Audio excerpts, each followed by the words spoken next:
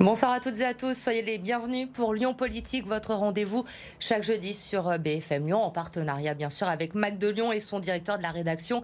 Avec moi chaque semaine, Lionel Favreau. Bonsoir Lionel. Bonsoir Elodie. Cette semaine, focus sur Villeurbanne dans Lyon Politique, surnommé par certains comme le 10e arrondissement de Lyon. Quels sont les projets pour la ville? Quel bilan en matière de sécurité? Le label Capitale française de la culture, mais aussi le sport. Nous allons évoquer ces sujets avec notre invité ce soir, le maire de Villeurbanne. Bonsoir Cédric Van Stevendel. Bonsoir. Merci d'avoir accepté notre invitation sur BFM Lyon. D'abord, avant de parler de votre ville, un mot sur la solidarité incroyable depuis 2 semaines maintenant dans la métropole et notamment dans la paroisse ukrainienne justement de Saint-Athanase à Villeurbanne. Avec la guerre en Ukraine, les dons ne cessent d'affluer. Plusieurs camions ont pu partir à la frontière avec la Pologne. Est-ce que vous avez été surpris par cet élan de solidarité dans la métropole ? Non, parce que je crois que les habitants de la métropole et ceux de Villeurbanne en particulier ont cette solidarité au cœur, cette y compris capacité d'accueil assez importante. Simplement, ce que j'espère, c'est qu'on soit capable de capitaliser sur ces sentiments positifs d'accueil de l'autre et qu'on le fasse pour à la fois tous les conflits, mais aussi toutes les autres crises migratoires. Et c'est des débats que nous avons aujourd'hui. L'église Saint-Athanase à Villeurbanne est submergée par les dons depuis le début de cette guerre. Il y a déjà un camion qui est parti la semaine dernière. L'église aujourd'hui est pleine. La collecte a dû être mise sur pause. Est-ce que vous allez mettre à disposition des locaux pour pouvoir accueillir ces dons qui arrivent en nombre à Villeurbanne ? Alors ça a déjà été le cas puisque la première collecte qui a été organisée au-delà de l'église Saint-Athanase, elle l'a été avec la sécurité civile en lien avec le SDMIS, les pompiers de la métropole qui ont mis à disposition un entrepôt et des moyens logistiques. Donc aujourd'hui, il y a encore des possibilités de cette logistique. Pour la mise à disposition de local, on est tout à fait prêt aujourd'hui, mais je crois qu'il y a surtout le besoin de savoir de quoi les Ukrainiens ont vraiment besoin. Et notamment, je crois qu'il n'y a plus besoin de vêtements, il y a besoin plutôt de matériel médical ou des choses comme ça. Donc il faut qu'on soit assez clair sur les besoins, et puis ensuite les locaux, s'il faut les mettre à disposition, bien sûr on le fera. Pour l'instant, moi j'ai eu le responsable de la paroisse et j'ai été en contact avec les associations ukrainiennes, notamment Ukraine 33, qui m'ont pas fait état d'un besoin de local à Villeurbanne, mais si c'était nécessaire, bien sûr on le mettrait à disposition. Comme d'autres maires de la métropole, vous avez également rapidement fait part de votre désir d'accueillir les réfugiés ukrainiens. Est-ce que vous vous êtes organisé? Est-ce qu'il y a déjà eu des arrivées à Villeurbanne? Il va y en avoir prochainement? Oui, il y a eu un lieu déjà qui a été proposé dans une résidence de personnes âgées. Juste à côté, il y avait un bâtiment qui venait d'être occupé pour de l'hébergement d'urgence, qui devait l'être en novembre et qu'on remet à disposition. On me dit, alors c'est toujours un peu compliqué parce qu'actuellement, il y a des arrivées de personnes isolées à la gare de Perrache qui sont accueillies par la Croix-Rouge et par Alinéa. Et donc ce lieu pourrait accueillir 2 ou 3 ménages, mais pour l'instant, il n'y a pas encore de volume extrêmement important. Mais ce lieu va ouvrir là dans les jours qui viennent, encore une fois à la demande des associations et du préfet. Mais le lieu est prêt. Le lieu est prêt à Villeurbanne pour accueillir donc ces réfugiés ukrainiens. On va parler bien sûr maintenant de votre ville. Quel visage pour Villeurbanne demain? Vous êtes à la tête de la ville depuis presque 2 ans maintenant. Vous avez succédé à Jean-Paul Brett, maire pendant près de 20 ans à Villeurbanne. Il vous avait soutenu pendant la campagne. Vous êtes dans la continuité aujourd'hui de ce qu'il a fait pour la ville pendant 20 ans? Ça, c'est à lui de le dire, si je suis dans la continuité. Moi, je ne suis pas venu pour être forcément dans la continuité. Je suis venu à la fois parce que c'est une ville que j'aime, c'est une ville qui a énormément d'atouts.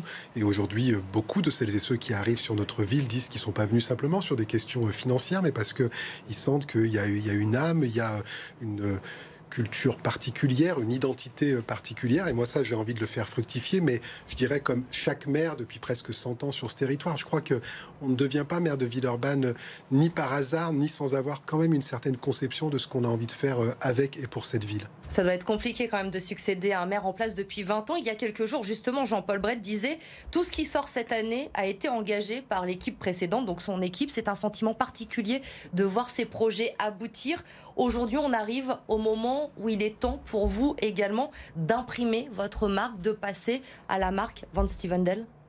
Oui, après tout ce qui sort aujourd'hui sur les projets, il évoquait les projets techniques certainement, ou les projets urbains qui effectivement prennent un certain nombre de temps. Et par exemple, quand les gratte-ciels sortiront, tout le monde reconnaîtra que Jean-Paul Brett a participé très activement à ce projet. Simplement, je ne pose pas les termes en ce sens. Moi, j'ai été élu avec mon équipe sur un programme qui était d'assurer 3 transitions. Une transition écologique, parce qu'on a des enjeux là-dessus extrêmement majeurs si on veut juste conserver notre planète et un environnement viable, des enjeux de lutte contre les inégalités et des enjeux de démocratie, puisqu'on se rappelle tous qu'on a été élu avec 25%, ce qui est extrêmement faible, et donc personne n'est fier de cela. Et donc on a déjà mis en place un certain nombre de choses sur ces transitions. Aujourd'hui, l'Assemblée citoyenne, elle est en place, le budget participatif, il est en place. On a été très challengé sur les questions de sécurité. Depuis 18 mois, je crois que tout le monde note que je suis à l'œuvre sur ces questions-là. Donc certes, les projets physiques qui sortent ont été engagés par Jean-Paul Brett, et je remercie lui et son équipe, mais j'ai pas l'impression de n'avoir rien fait depuis 2 ans. Vous avez fait des transports une priorité. La semaine dernière, Bruno Bernard, le président de la métropole du Citral, a présenté les grandes options à trancher entre bus, tramway ou métro pour mieux desservir la métropole. En tant que maire de Villeurbanne, qu'est-ce que vous avez obtenu? Qu'est-ce qui est acquis? Qu'est-ce qui est en débat? Aujourd'hui, c'est très clair et je suis satisfait des arbitrages qui ont été pris pour notre ville. 2 lignes de tram, 1 ligne de bus à haute fréquence. La ligne T6 qui va rejoindre les hôpitaux jusqu'à la Doua, qui va permettre de rejoindre les hôpitaux jusqu'à la Doua. La ligne T9 qui, en partant de Carré-de-Soie, va passer par le Mas du Taureau à Vaux-en-Velin. Et la maire de Vaux-en-Velin en est aussi très heureuse, mais ensuite va passer par Saint-Jean et ira jusqu'à Charpennes. Et puis le bus à haut niveau de fréquence qui partira de Saint-Exupéry pour aller jusqu'à la Part-Dieu. Donc moi, je suis satisfait. Mais par contre, j'ai pas l'impression d'avoir été mieux traité. Je pense que c'est juste simplement une forme de rattrapage d'un certain retard qu'il y avait pour une ville de notre taille en matière de desserte en transport en commun. Donc le T6, c'est parti. Il n'y a pas d'ambiguïté là-dessus. Le T6, c'est parti. J'ai même les calendriers opérationnels. Les travaux, on va dire, concessionnaires, qui sont les travaux préparatoires, commencent en 2023. Et les travaux d'aménagement commencent fin 2023. Et les livraisons, aujourd'hui, le Citral me dit que le calendrier est bon pour une livraison début 2026 pour les 2 lignes, T6 et T9, et y compris pour le bus à haut niveau de fréquence de service. Les travaux du T6, justement, provoquent la colère des forains du marché Grand Clément. Cet après-midi encore, ils ont organisé une nouvelle manifestation. Ils ont bloqué le périphérique dans l'après-midi. Le marché qui doit être déplacé boulevard Eugène Réguillon. Il n'y aura pas de la place pour tout le monde. On va écouter ce qu'ils nous ont dit cet après-midi, ces forains, et on en parle juste après.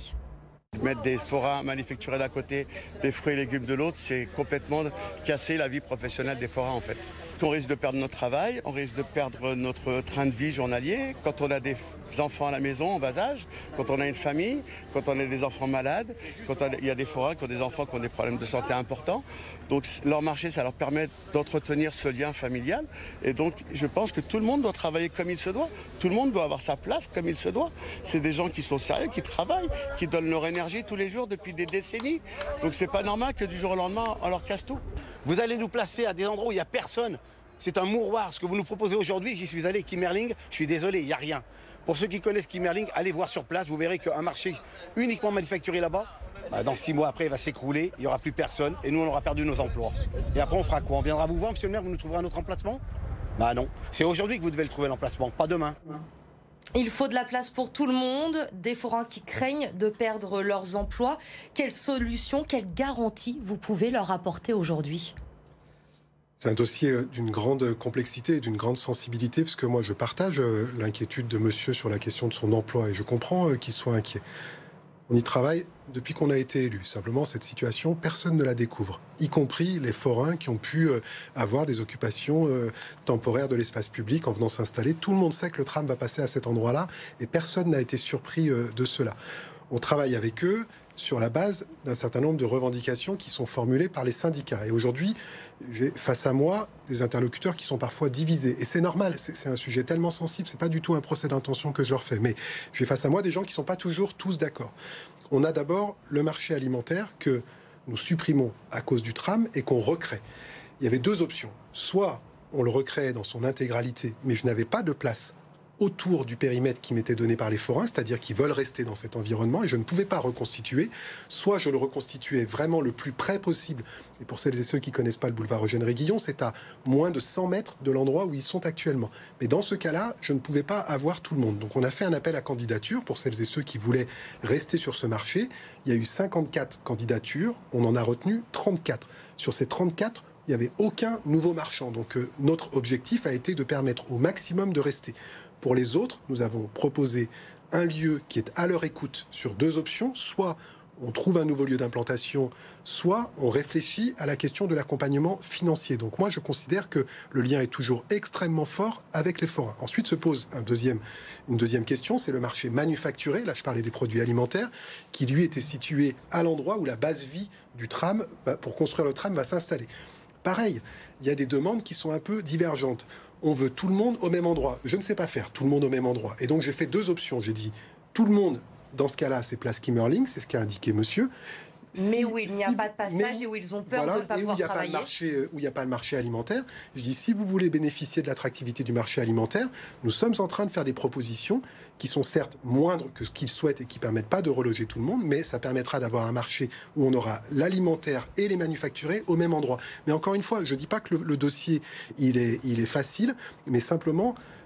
Je ne peux pas laisser dire que je suis contre les marchés et que je suis contre les marchés populaires, puisque c'est un propos qui se développe. Ce n'est pas vrai. Je fais tout pour garder les forains qui étaient là. Il n'est aucunement question de changer l'identité de ce marché qui est extrêmement importante pour Grand Clément. Vous pouvez assurer que tous les forains qui travaillent actuellement sur Villeurbanne auront de la place ?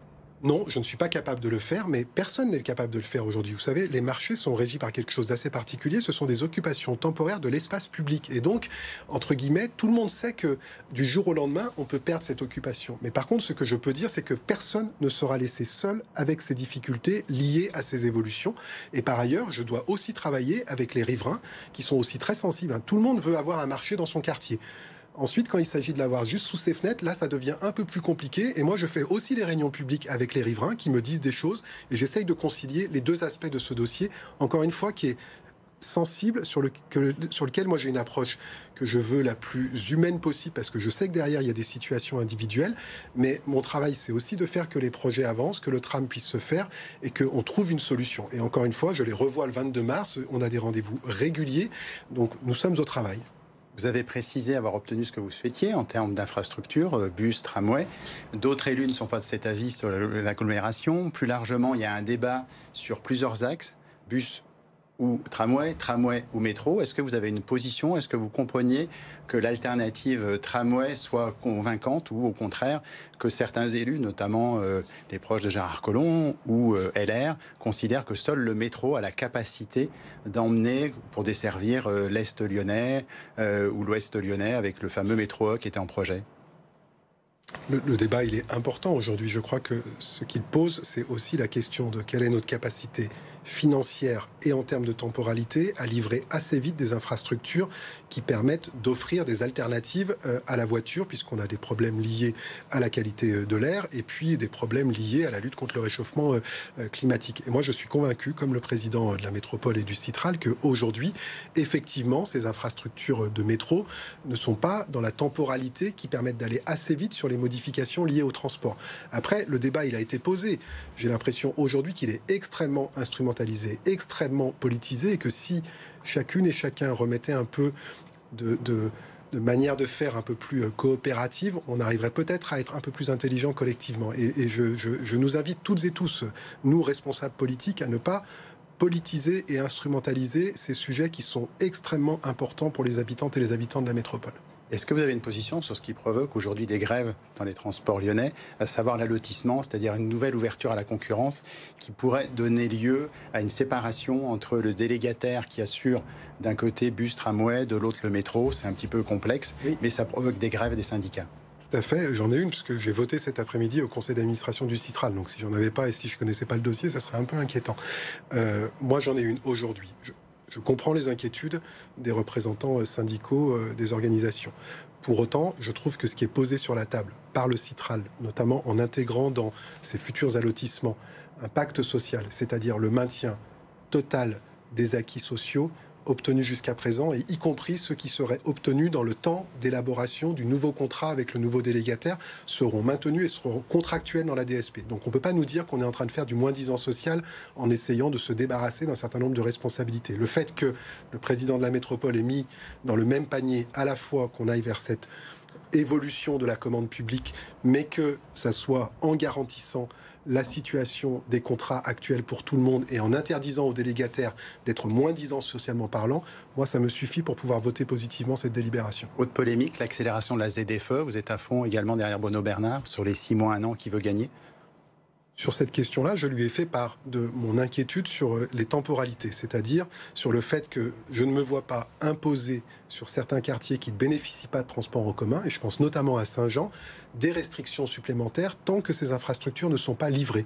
Mais je crois que ça fait partie des choses sur lesquelles aujourd'hui nous réfléchissons collectivement et je ne pense pas que ça soit plié en tout état de cause. Je l'ai dit, je l'ai écrit, mon conseil municipal a voté un avis toute sensibilité confondue de la gauche, donc y compris Europe Écologie Les Verts, dans lesquels on dit attention sur le timing de mise en œuvre. Si les infrastructures de transport ne sont pas présentes, le compte n'y est pas, et je crois qu'on sera entendu, me semble-t-il. On va passer à présent au thème de la sécurité. Cédric Van Stevendel, préoccupation importante des habitants de la métropole. Violence, trafic de drogue, 50 à 70 points de deal recensés sur votre commune.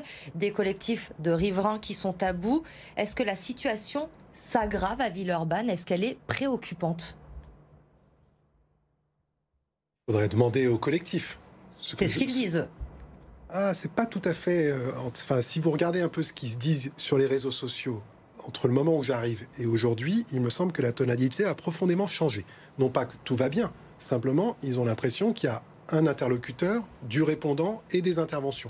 Je ne suis pas le seul responsable de cela. Avec le préfet, avec le procureur de la République, on a mis en place un plan d'action qui est un peu basique. On prend des adresses, on se voit tous les 2 mois et à chaque fois on se dit qu'est-ce qui a été fait à cet endroit, combien il y a eu d'interventions, combien il y a eu de passages police nationale, police municipale, combien d'interpellations, combien de saisies.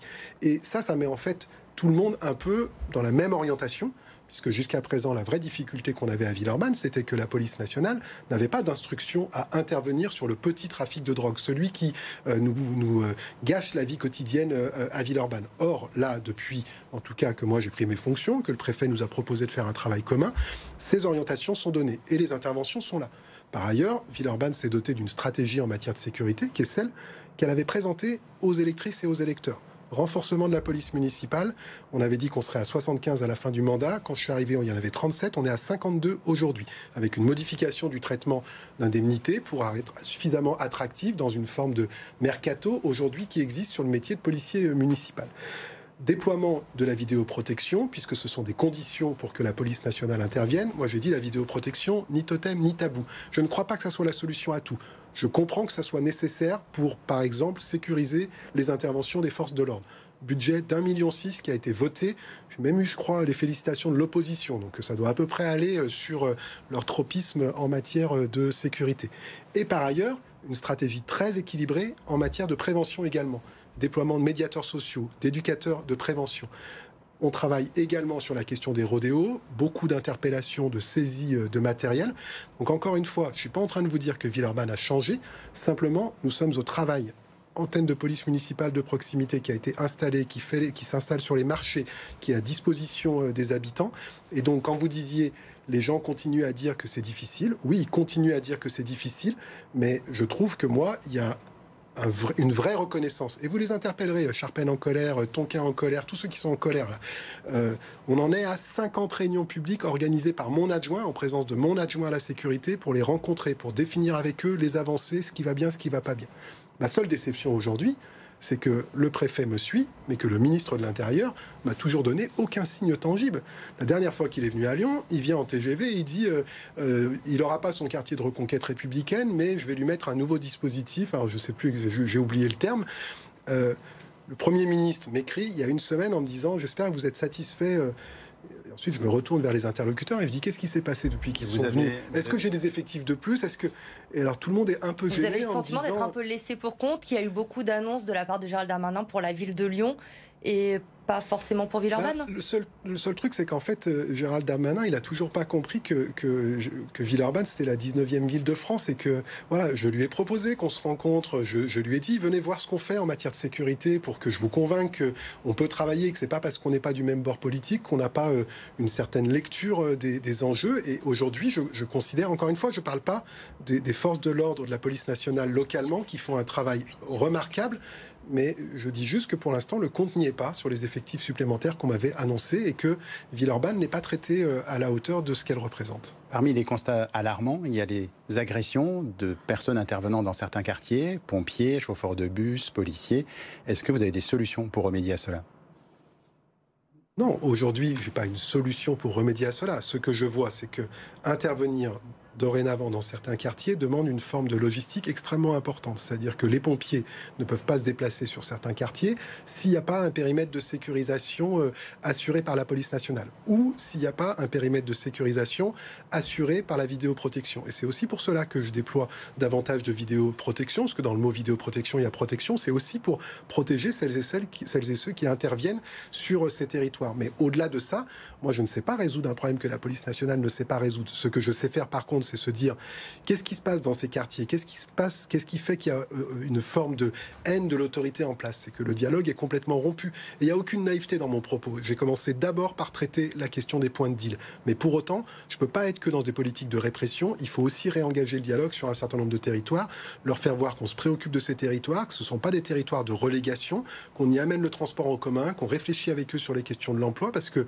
ce qui est reproché souvent sur ces quartiers, c'est une forme d'impuissance politique. Et ça, moi, je m'y refuse. La culture, à présent, Cédric Van Stevendel dans Lyon Politique 2022. Pour Villeurbanne, c'est l'année du label Capitale française de la culture. Première ville française à l'obtenir, vous l'avez dit. C'est clairement une accélération de la politique culturelle pour la ville. Comment ça se concrétise ?